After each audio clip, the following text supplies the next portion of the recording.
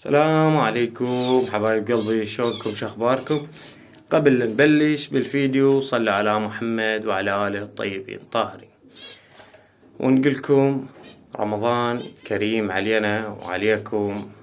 شوفكم هذني هنا لما نعش وعولهن لا ما تعش. هاي الجدد جبتهن وهي المخلف، هي هاي وحدة باوجه، هاي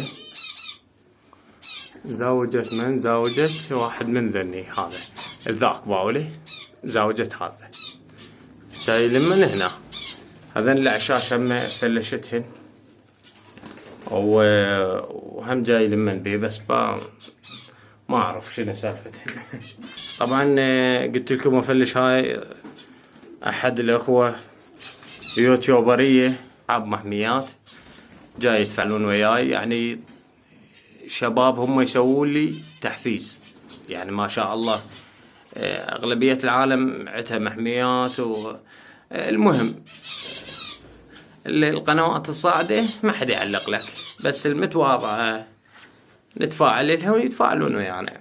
طبعا أني أشكر كل شخص جاي يعلق لي وجاي يسوي تحفيز ويخلي لايك، أشكركم كلكم. بس هاي المحميات يعني قنوات عندها محميات وما شاء الله محميات حلوة، جاي يتفاعلون وجاي يعلقون وأنا أشكرهم. وشباب لا تنسون، طبعا خليت شو اسمه الرابط مالاتهم يعني بالوصف وبأول تعليق، روحوا شوفوا قنواتهم، ولو أنا ما عندي مشتركين بس هم إن شاء الله العابر سبيل يمر بينا هم يشوف قنواتهم، روحوا اشتركوا. نقول لهم أنا من طرف عادل، فخلونا نشوف كم واحد راح يروح لهم. راح أخلي الرابط مالتهم مال القنوات بالوصف. أوكي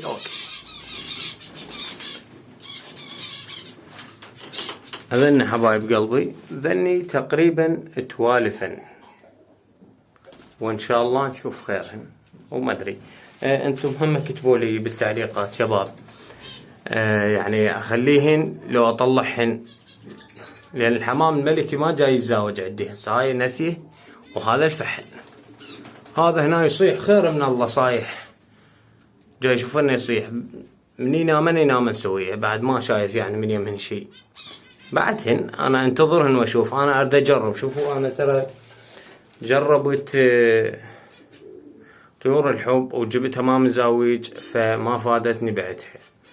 جربت الكوكتيل وما متزاوج وبعته.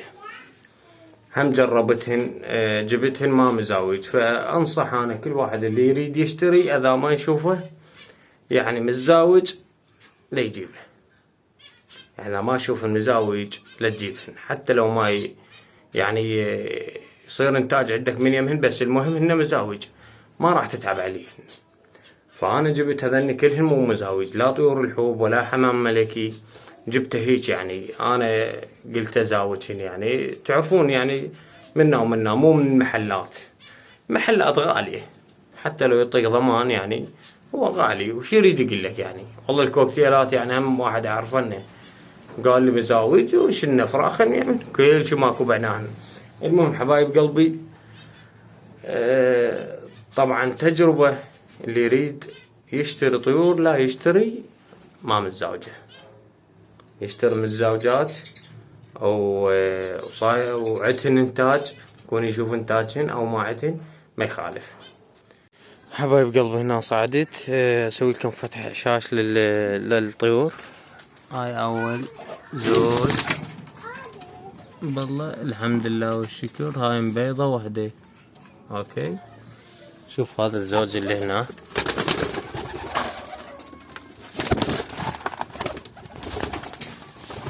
هذا الفحل باولي اخر بالله ما خسته.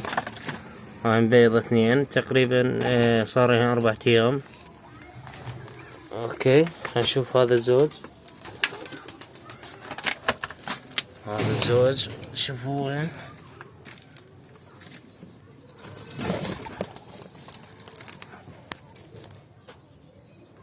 مثلا باولهن 2 شوف بعد هنا يتجدد، يعني بعد المشادات. وهنا دجاجتنا شوفوا لو مبيضة بلوكة، هاي مو هاي بلوكة مبيضة، شوفوا